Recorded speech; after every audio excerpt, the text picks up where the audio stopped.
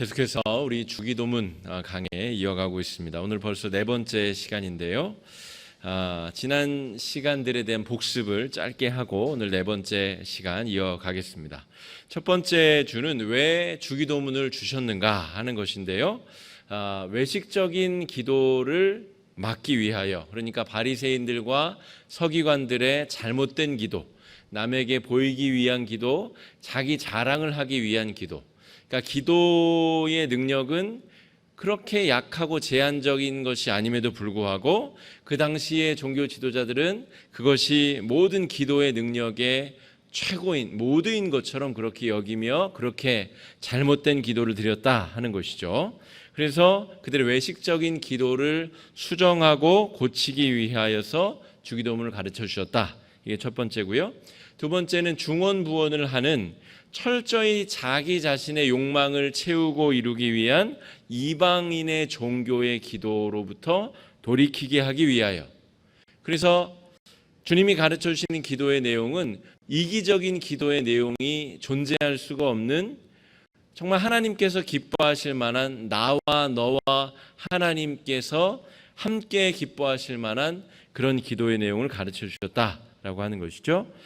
세 번째 이유는 영적 성숙과 올바로 우리가 걸어가야 될 영혼의 우리의 여정의 이정표를 위하여서 기도를 가르쳐 주셨다. 그래서 하루에도 몇 번씩 우리가 주기도문을 외우고 암송하면서 내 삶에 비뚤어지고 잘못 향하고 있고 엉뚱한 길로 가고 있는 갈피를 다시 한번 잡기 위하여서 이 주기도문을 가르쳐 주셨다. 이게 첫 번째 주에 나눈 것이고요. 두 번째 주는 하늘에 계신 우리 아버지, 이 세 단어가 기도를 들으시는 분, 그분이 누구이신가? 그분은 피조물이 아니라 피조물을 창조하신 하나님, 하늘에 계신 우리라고 하는 것은 나와 너 사이를 구분짓고 가르는 이기적인 기도를 들으시는 분이 아니라 나와 너, 이 피조 세계를 창조하신 우리의 기도를 들으시는 하나님, 또한 아버지라고 하는 분은 우리를 노예화시키고 우리를 폭력적으로 다루시는 비인격적이고 몰인격적인 이방인의 신이 아니라 우리를 자녀 삼아 주시고 죄를 품어 주시고 용서해 주시고 자녀 삼아 주시는 아버지께 우리가 기도를 드린다. 그러니까 말씀으로 천지를 창조하신 그분이 우리의 아버지시고 그분께 기도를 드린다. 그래서 이 하늘에 계신 우리 아버지 이 외침만 하여도 이미 우리는 눈물이 핑 돌고 은혜와 감격 속에 다음 문장들을 이어갈 수 있다라고 말씀드렸습니다. 아버지의 이름을 거룩하게 하신다. 지난주에 살펴본 내용은 이름은 관계 맺기 위한 수단으로 우리에게 주신 건데, 나는 나다라고, 나는 본래 있었던 존재다라고 가르쳐 주셨던 표현과 더불어 신구약을 통틀어 성부와 성자와 성령이라는 이름을 가르쳐 주신 하나님, 왜 그분은 우리와 관계 맺기를 원하시는가? 그분과 관계 맺기 위하여서는 우리의 삶이 거룩으로 초청받아야 되기 때문에 그분께서 거룩히 여김을 받는 기도, 그것이 우리가 드리는 기도의 핵심적인 내용이다라고 말씀드렸고요. 보다 구체적으로는 애굽의 문화, 이 피라미드 형태의 애굽의 문화, 그리고 돈이면 다 된다라고 하는 이 가나안의 문화, 애굽과 가나안의 문화를 합쳐놓으면 정확히 우리가 살아가고 있는 이 현대 물질 문명 사회의 모습과 거의 흡사하다고 볼 수가 있습니다.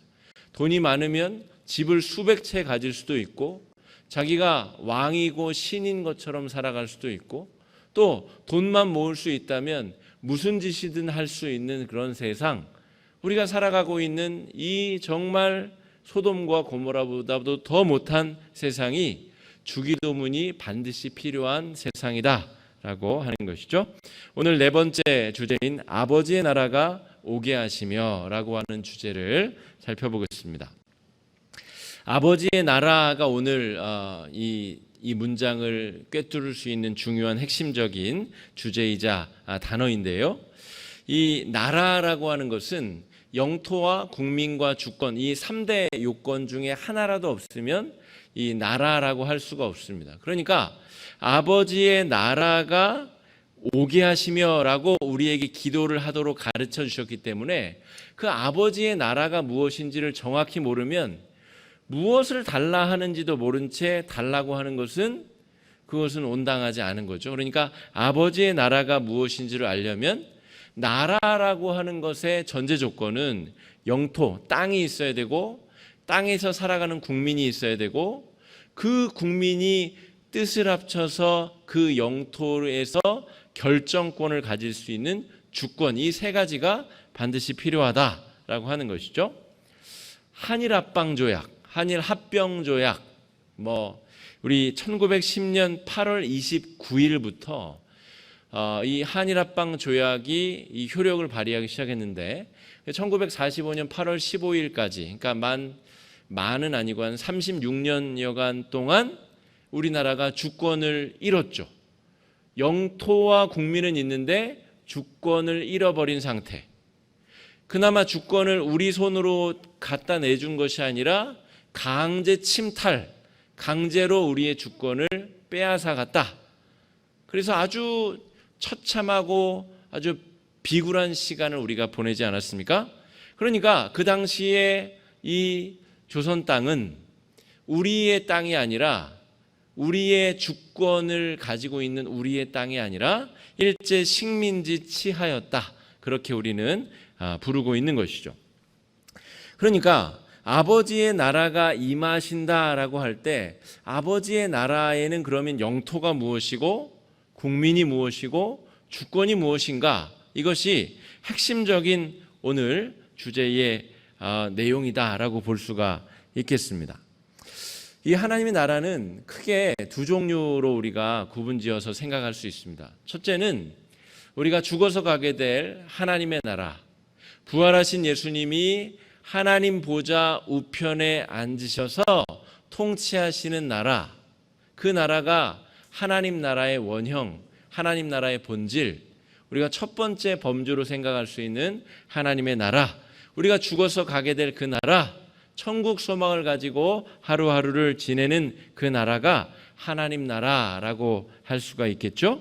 그런데 아버지의 나라가 오게 하시며 아버지의 나라가 저쪽에 있는데 지금은 우리가 저 우주 바깥에 하나님의 나라가 없다는 것을 이제 우리가 알게 되었으나 이 성경 시대만 해도 저 대기권 너머에 7층 천 저 꼭대기에 하나님의 나라가 있다고 믿었거든요. 그런데 하나님의 나라가 오게 해달라, 이게 도대체 무슨 기도냐 하는 것입니다.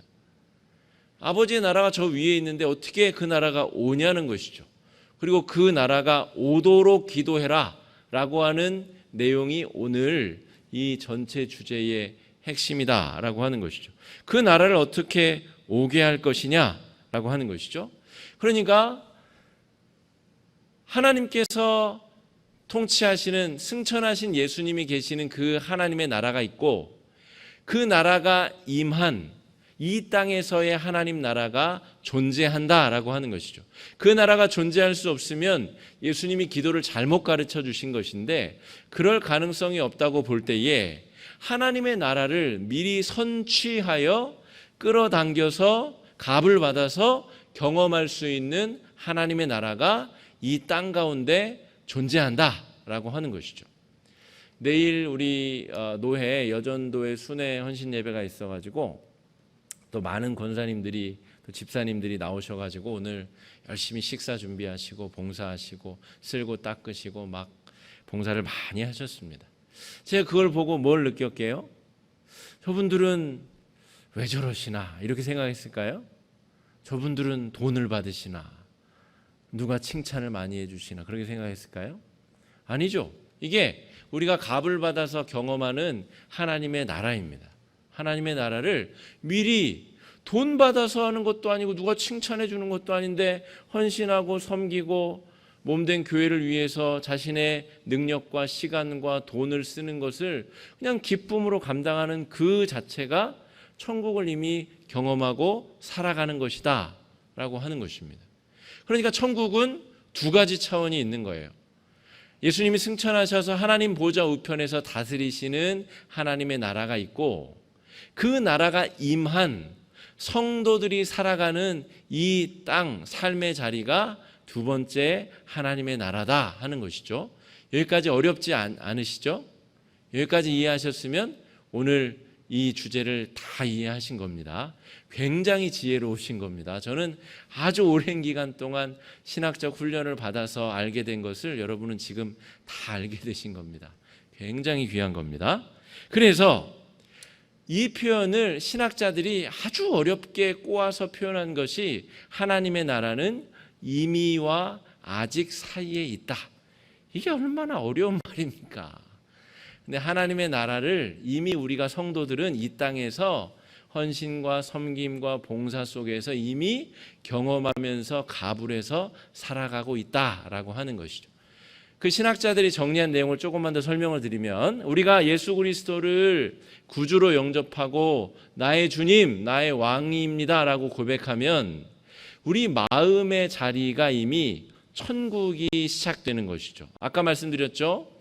영토와 국민과 주권이 있으면 되는데 내 몸, 내 마음의 영토, 내 몸의 영토, 내가 살아가고 걸어다니는 모든 삶의 자리가 영토가 되고, 나라고 하는 존재, 나는 우리 권사님하고 다른 존재잖아요. 나라고 하는 이 특정한 특별한 존재가 국민이 되는 것이고, 주님이 내 삶의 주권을 쥐고 계시면 그 주권, 하나님이 다스리시는 나라가 이미 내 안에서 펼쳐지게 되는 것이죠. 그러니까 이미 하나님의 나라는 내가 예수 그리스도를 구주로 믿고 고백하는 순간부터 하나님의 나라 천국이 시작되는 것이죠. 그죠? 그러니까 이미 시작이 되었는데 저 본래적인 하나님의 나라는 우리가 아직 가야 되는 것이죠. 그러니까 이미와 아직 사이에 그냥 우리가 천국을 경험하며 살아가는 것이 구원의 본질이다. 신학자들이 그렇게 어렵게 표현했다. 이런 말입니다. 여러분, 우리가 아직 가보지 않은 그 하나님 나라를 맛보며 살아갈 수 있는 것, 경험하며 살아갈 수 있는 것, 여러분, 그것이 천국 생활의 본질이다. 그리고 그것을 구하라는 겁니다. 오늘 예수님이 아버지의 나라가 임하시오며 천국을 경험하며 살게 하시오며, 오늘 하루 지옥을 살아가신 분 계시죠? 마음속에 막 지옥이 임하셨던 분, 오늘 하나도 행복하지도 않고 즐겁지도 않고 막 하는 일마다 불평, 불만, 짜증. 오늘 날씨도 얼마나 시원하긴 한데 비가 올 듯 말 듯, 올라면 그냥 시원하게 오든지 아니면 말든지, 오는 것도 아니고 안 오는 것도 아니고 그냥 꿉꿉하기만 하고, 그래서 짜증이 더 배가가 되신 분, 마음이 지옥이 펼쳐지신 분, 다른 사람이 한 말 한마디 때문에 그 말이 내 마음의 주권을 뺏어가서 성령님이 내 마음의 주인이 아니고 그 말을 한 인간의 말이 내 마음의 주인이 되어서 막 온갖 지옥을 떠돌고 다니다가 오늘 오신 분 계시잖아요. 그러니까 우리가 이 땅에서 경험하는 천국은 완벽할 수 없다는 거예요. 값을 받은 것이기 때문에, 미리 땡겨서 경험하는 것이기 때문에, 계속해서 우리 존 버년이 철로 역정이라는 책을 썼듯이 천국으로 향하는 그 모든 길에 우리가 주의를 집중하고 또 집중하고 주님께 마음을 드리고 계속해서 우리의 마음의 주권을 드리는 노력을 통하여 천국을 경험하는 횟수를 늘리고 천국을 살아가는 시간을 늘려가며 하나님 나라를 향해서 가는 사람들이다 라고 하는 것이죠.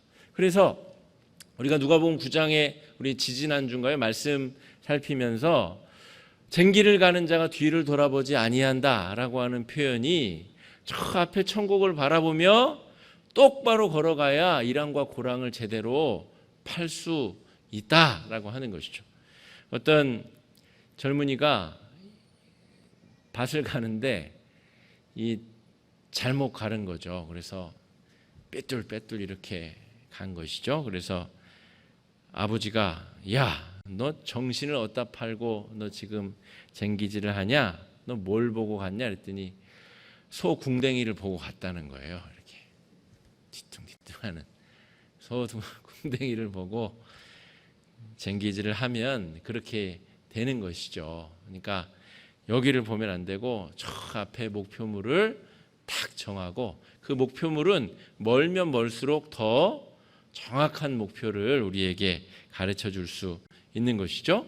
그 목표를 두고 우리가 걸어가야 그 본래적인 천국을 향해서 우리가 이미 경험하는 천국이지만 아직 우리가 맛보지 못한 천국의 삶까지 우리가 갈 수 있다라고 하는 것이죠. 그 하나님의 나라를 구하라. 너희가 아직 저 하나님 나라 가려면 멀었으므로 이 땅에서 하나님 나라를 취하여 구하여 살아가도록 하여라. 이 기도가 오늘 핵심적인 내용이다라고 하는 것이죠.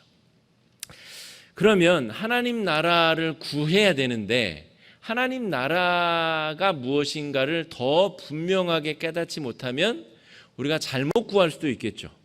하늘에 계신 우리 아버지인데 하늘에 계신 내 아버지 이렇게 잘못 구할 수도 있다는 것이죠.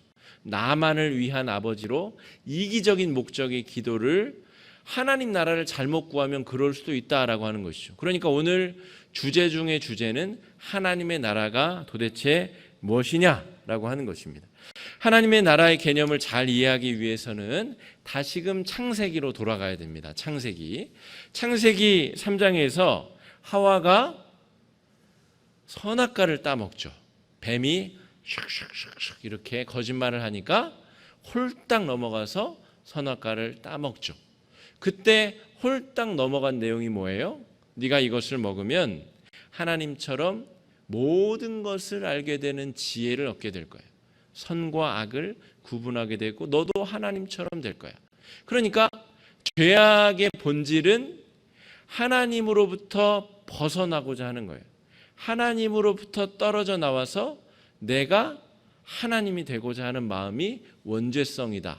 그러니까 여기 그런 마음이 없는 사람은 없어요. 아무리 착해 보이고 아무리 법 없이 살아갈 것처럼 여겨지는 사람도 다 한결같이 하나님으로부터 벗어나고자 하는 이 죄의 이 무거운 중력을 짊어지고 살아가는 존재들이다라고 하는 것이죠. 하나님께서 주권을 가지고 계시고 하나님께서 나를 다스려 주시옵소서, 이것이 하나님의 나라의 핵심인데 하나님의 나라가 아닌 것은 하나님으로부터 주권을 내가 뺏어와서 내가 주권을 가지고 내 마음대로 살아가고자 하는 상태, 그것이 이 실낙원, 낙원을 잃어버린 상태, 실낙원, 낙원에서 쫓겨난 상태가 바로 이 죄악의 상태, 하나님의 나라가 아닌 상태다라고 하는 것이죠. 여러분 3장을 잘 읽어보시면 하와가 먼저 선악과를 먹죠. 그리고 아담에게도 줍니다. 저는 그 짧은 구절을 읽으면서 그런 상상을 해봤습니다. 하와가 선악과를 딱 베어 먹었는데 하나님처럼 모든 것이 다 보이게 되고 알게 되었다면 아담에게도 선악과를 주었을까요? 안 주었을까요? 안 줬을 것 같아요. 저는 제가 이해하는 하와는 아담에게 열등감이 좀 있었던 것 같아요. 그래서 선악과에 집착하지 않았나 싶어요. 하나님은 아담을 먼저 지으시고 하와를 그 나중, 그리고 돕는 자로 지었단 말이에요. 그리고 사명을 맡기는데도 아담에게만 이름 짓는 일을 하와는 딱히 시키는 일도 없어요. 그러니까 제 느낌에는 하와가 아담에게 느낀 심각한 열등감, 나는 왜 2등 존재인가에 대한 열등감 때문에 선악과를 탐하지 않았을까? 안 그랬으면 아담이 선악과를 먼저 먹었어야 됐을 텐데 뱀은 누가 약한지, 누가 더 마음의 풍랑을 겪고 있는지를 꿰뚫어 볼 수 있는 실력이 있었던 거죠. 그래서 만약에 뱀의 약속대로 하와가 선악과를 먹고 정말 하나님처럼 지혜로워졌다면 아담에게 안 줬을 거예요. 아담에게 이거 먹으면 너 큰일 난다고 협박했을 거예요. 그러지 않았겠습니까? 그러니까 왜 하와가 선악과를 따먹느냐의 본질이 중요하다는 거죠. 하와는 하나님처럼 되고 싶은 거예요. 하나님 없이 하나님처럼. 그게 하나님 나라가 아닌 것의 본질이다라고 하는 것이죠. 두 번째 케이스는 가인인데요. 가인이 자신의 제사를 하나님이 받아들여 주지 않았다고 해서 아벨을 데려가서 들에서 쳐 죽입니다. 이게 바로 하나님 나라가 아닌 것의 본질입니다. 정의롭지 못한 것. 하나님이 내 제물을 안 받으시면 성찰을 해야죠. 왜 안 받으실까? 내가 뭘 잘못했을까? 하나님께 회개하고 잘못을 수정하겠습니다라고 고백해야죠. 그게 하나님과 더불어 사는, 하나님의 주권이 임하는 하나님의 나라가 그런 삶이잖아요. 그런데 마음에 시기심이 일어나고 마음에 풍랑이 일어나는데 성찰하고 회개하지 않고 오히려 사람을 죽여요. 사람을 신약 성경에 보면 뭘로 죽이죠? 말로 죽여요. 말로. 그러니까 많은 사람들이 가인처럼 지금도 하나님 나라가 아닌 상태에서 사람을 말로 죽여요. 이게 정말 무서운 겁니다. 가인과 아벨 이야기는 그냥 창세기 옛날 고리적의 얘기가 아니라 지금 우리에게도 하나님 나라가 아닌 상태에서 우리가 맨날 저지르는 범죄의 내용이라는 것이죠. 진짜 무서운 내용입니다. 한여름에 오싹오싹한 내용이죠. 우리가 그렇게 살아요. 아무렇지도 않게. 하나님의 나라를 살지 못하는 것이죠. 지옥을 헤매며 살아가는 것입니다. 이게 참 얼마나 슬프고 얼마나 가슴 아픈 일입니까?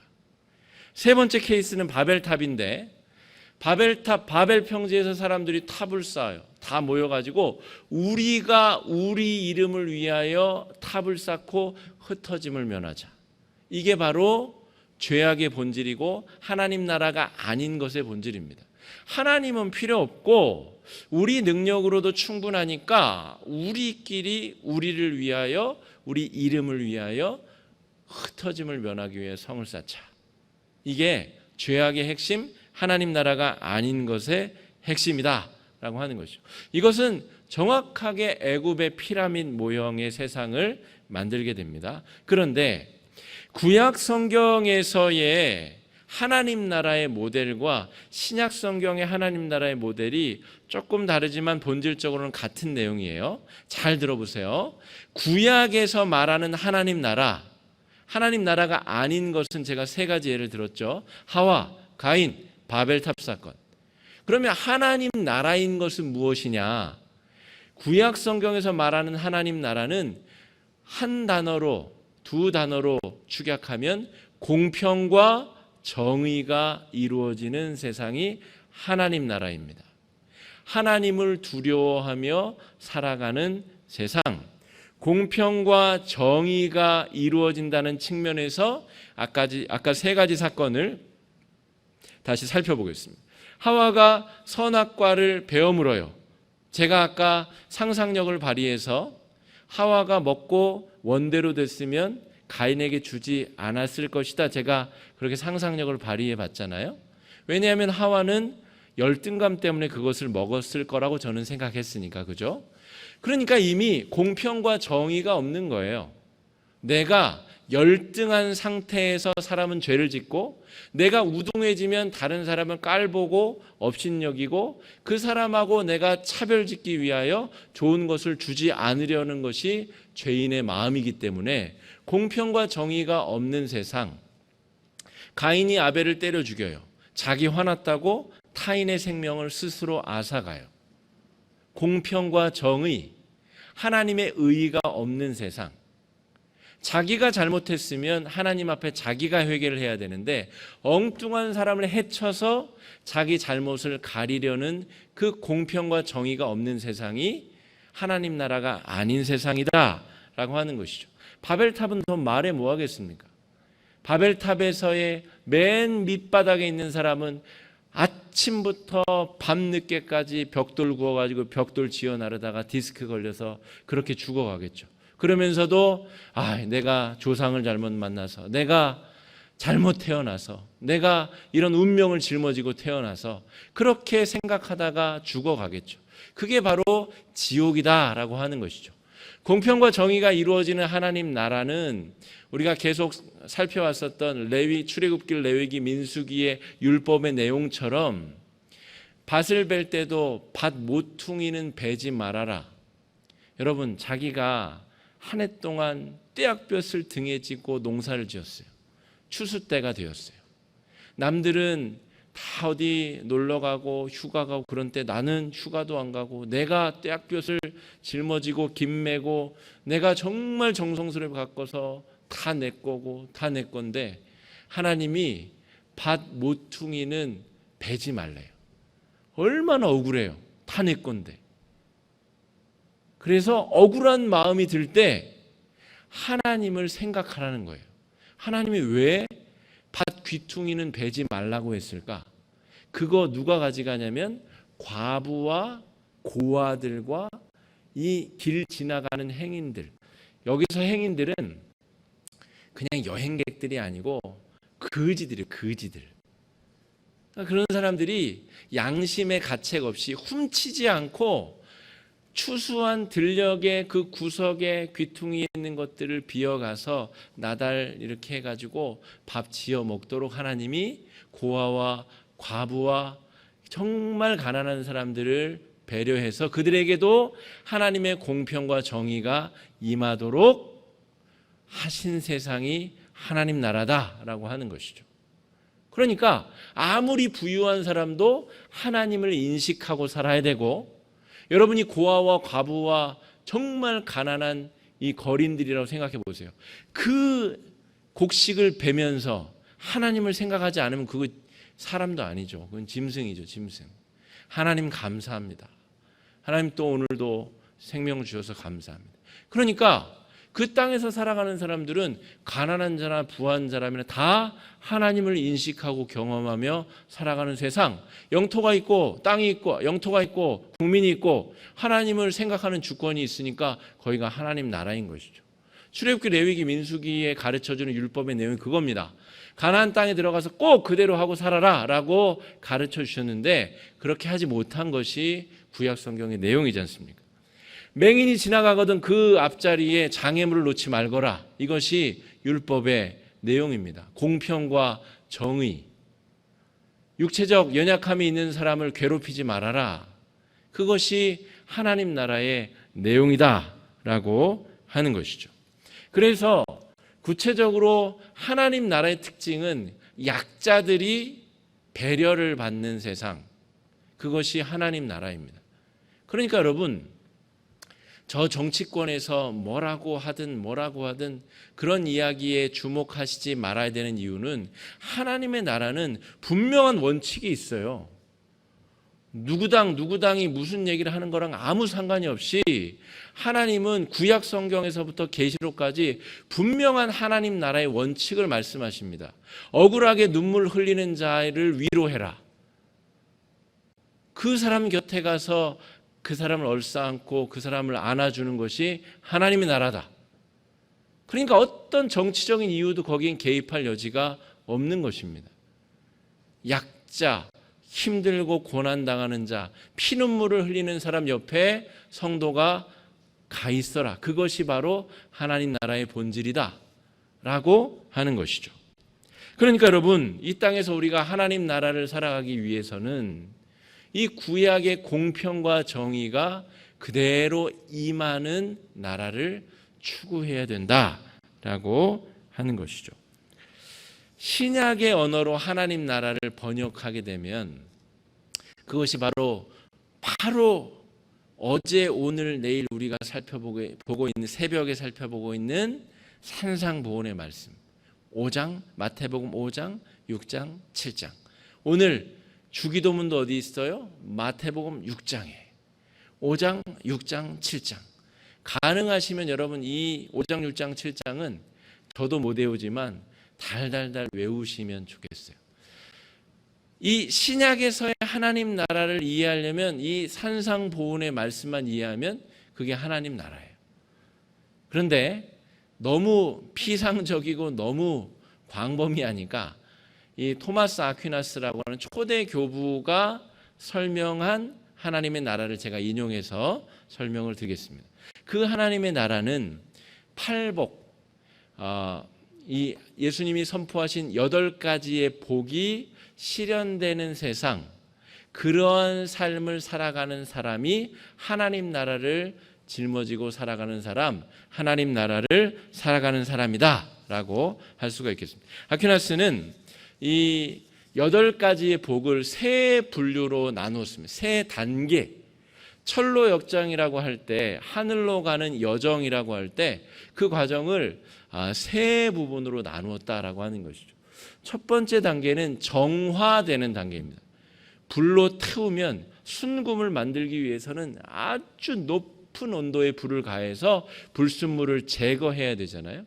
그 제거하는 정화의 단계, 아주 깨끗하게 하는 단계가 처음 3가지의 복을 받을 사람에 대한 이야기입니다.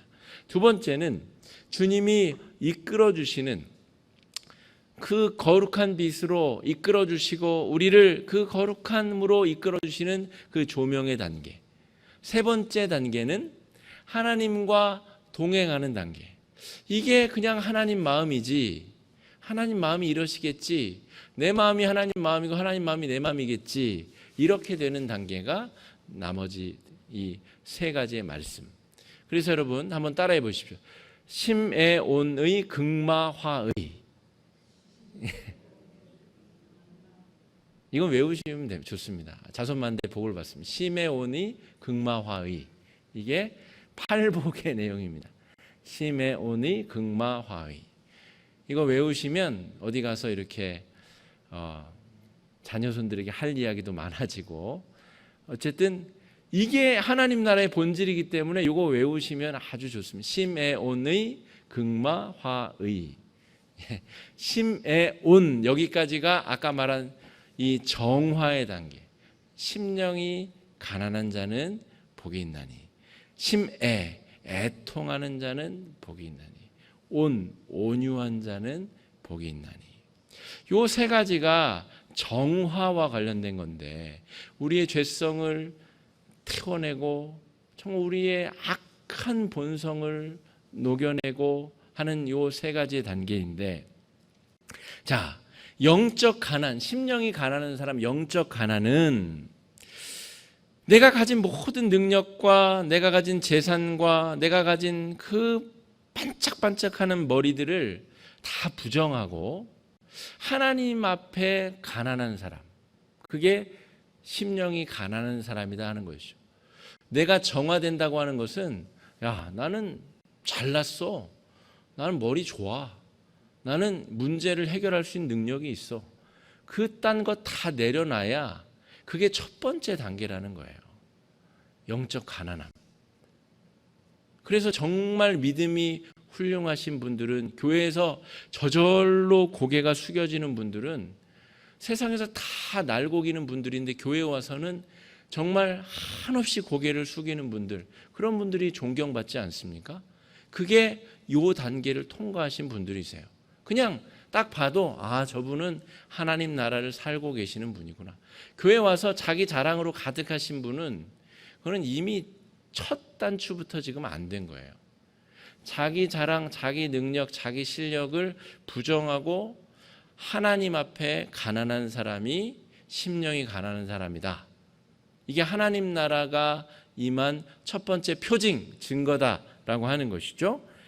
애통하는 자, 슬퍼하는 자, 세상적인 행복을 부정하고 세상의 행복에 대하여 슬퍼할 수 있는 사람, 그냥 세상 사람들이 쾌락을 쫓아가고 즐거움을 쫓아가는데 나는 주 안에서 그 모든 것들에 대하여 애통함이 있는 사람, 슬퍼함이 있는 사람, 그게 정화의 단계다라고 하는 것이죠.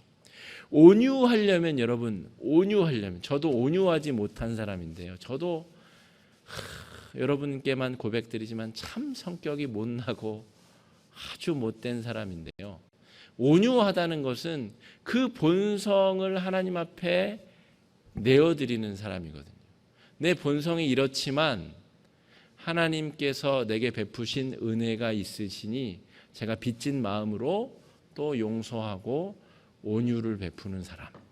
이게 첫 번째 이 세 단계, 정화의 단계에 해당하는 것이다 라고 하는 것이죠. 시메온 의긍, 요게 이제 시메온이 긍마화의 의긍, 의에 줄이고 목마른 자, 긍휼히 여기는 자. 복이 있는데 의에 줄이고 목마른 자는 아까 구약의 말씀 공평과 정의가 의입니다. 의에 줄이고 목마른 자. 하나님의 뜻에 줄이고 목마른 자. 이기적이고 탐욕적인 인간은 의에 줄이고 목마를 수가 없어요. 내가 거두어 드렸는데 하나님 앞에 기쁜 마음으로 11조를 드릴 수 있는 사람, 내 건데 아까운데 이거를 드려야 되는 것이 아니라 하나님의 것인데 당연히 하나님께 드리고 그 예물이 가난한 자들을 위하여 교회의 선한 사업을 위하여 복음을 전하는 일을 위하여 쓰여질 수 있도록 공평과 정의의 마음이 활짝 열려있는 사람, 이 사람이 조명받는 하나님의 이끄심에 따라 걷는 사람, 더 한 단계 노력을 기울여야 되는 사람이다 라고 하는 것이죠. 긍휼히 여기는 사람, 여러분 온유한 것을 넘어 그냥 착하고 참고 용서하는 것을 넘어서 더 능동적으로 긍휼을 베풀려면 마치 선한 사마리아인이 강도 만난 자를 돕는 것처럼 긍휼을 베풀려면 정말로 하나님의 이끄심과 조명하심을 사모하고 바라는 사람이어야 된다. 그런 사람이 하나님 나라를 살아가는 사람이다 라고 하는 것이죠. 나머지 이 세 가지 단계는 내 마음이 하나님 마음이고 하나님 마음이 내 마음인 것 같은 그런 단계. 정말 하나님 나라를 이미 살아가고 있는 사람. 시메온의 마화의 이 세 가지. 마음이 청결한 자, 화평을 이루는 자, 그리고 주를 위해서 박해를 받는 사람, 의를 위해서 박해를 받는 사람. 요 세 단계는 정말 하나님과 늘 동행하는 단계. 마음이 청결하다는 것은 하나님을 본다는 마음이 청결한 자는 하나님을 보는 축복을 받는데 하나님의 역사와 하나님을 바라볼 수 있는 그 마음이 청결한 상태, 그 마음에 오염되지 않고 깨끗한 마음을 어떤 상황에서든 요구하는, 유지할 수 있는 상태. 누가 무슨 말을 해도, 누가 나에게 무슨 표현을 해도, 누가 뭘 해도 마음의 청결함이 흐트러지지 않는 상태. 개울가 가서 여러분 이렇게 막 손 한 번만 휘저어 보세요. 발 한번 담궈서 이렇게 휘저어 보세요. 그게 언제 그랬냐는 듯이 흙탕물이 되는데 이 사람의 마음은 누가 무슨 말을 하고 누가 무슨 짓을 해도 마음이 청결한 상태, 하나님을 볼 수 있는 사람의 상태, 이게 하나님의 나라를 살아가고 있는 사람들이다 라고 하는 것이죠. 평화를 이룬다. 여러분 평화를 이루려면 무슨 짓을 해야 되는지 아십니까? 박쥐라는 오해도 받아야 되고 내 편이냐 네 편이냐 이 경계를 자유롭게 넘나들 수 있어야 되고 온갖 누명과 온갖 모욕을 뒤집어 써야 예수님처럼 자기가 죄 안 지었는데 십자가를 뒤집어 써야 그게 평화를 이룰 수 있는 대속의 길인 것입니다. 그러니까 이런 사람은 하나님 나라가 이미 임하지 않고 어떻게 이런 삶을 살겠습니까? 마음이 청결한 자, 화평을 이루는 사람, 그런 사람 있잖아요. 분열을 조장하는 사람. 여기 가서 이 말하고 저기 가서 저 말 만들고 있지도 않은 말 만들고 은근히 말을 뿌리고 화평을 이루는 게 아니라 분열을 조장하는 사람이 아니라 분열된 곳에 들어가서 예수 십자가의 작은 예수가 되어서 분열된 곳을 꿰매고 묶어내고 하나로 만들어낼 수 있는 사람, 하나님 나라를 살아나는 사람이다 라고 하는 것이죠. 의를 위하여 박해를 받으려면 더 말해 못하겠습니까? 예수님이 의롭지 못한 우리를 위하여 죽으셨는데 의로우신 예수님을 위하여 박해를 받는 사람, 그 사람이 하나님 나라를 살아가고 만들어가는 사람이다. 더 이상 구체적인 부연의 설명을 할 필요가 없는 것이죠. 그러니까 여러분, 거듭 말씀드리지만 주기도문 함부로 외우시면 안 됩니다. 주기도문은 아주 무서운 기도문이고 아주 능력 있는 기도문이고, 지옥에서도 주기도문을, 지옥이 아니면 지옥 같은 삶의 자리에서도 주기도문을 외우면 그 즉시로 하나님 나라를 경험할 수 있는 나라가, 그 기도가 주기도문이다라고 하는 것이죠. 정말 여러분 마음이 낙담하고 좌절되고 아무 기도도 할 수 없을 때에는 그냥 반사적으로 할 수 있는 주기도문을 100번이든 1000번이든 여러분 그렇게 암송하시기 바랍니다. 그럴 때 하나님께서 그 어려움 가운데서 우리를 이끌어 주시고 회복해 주시고 구원해 주실 줄로 믿습니다. 오늘 하나님 나라가 오게 하여 주시옵소서, 임하시옵소서. 여러분, 그런 기도를 오늘 설명드린 그런 내용을 묵상하며 아주 간절히 기도하실 수 있는 여러분 되시길 간절히 축복합니다. 하나님의 은혜가 여러분과 함께 하시기를 간절히 축복합니다. 이 시간에 말씀 의지해서 함께 기도하시겠습니다. 기도하실 때에 하나님, 우리가 죽어서 가게 될 그 하나님 나라를 지금 여기서도 누리며 살아가고 싶습니다. 지금 우리도 살아가는 삶의 자리는 여러 문제들이 터져서 지옥 같으나 우리는 하나님의 나라를 살아가고 싶습니다. 하나님 아버지, 공평과 정의가 흐르며 어떤 상황에서도 하나님을 의지하고 하나님께 기도할 수 있는 나라, 하나님의 역사하심과 인도하심과 조명하심을 따라서 팔복의 삶을 살아갈 수 있는 세상, 그런 나라, 그런 삶을 살아갈 수 있게 해달라고 이 시간에 우리 주여 한번 외치고 크게 한번 기도하겠습니다.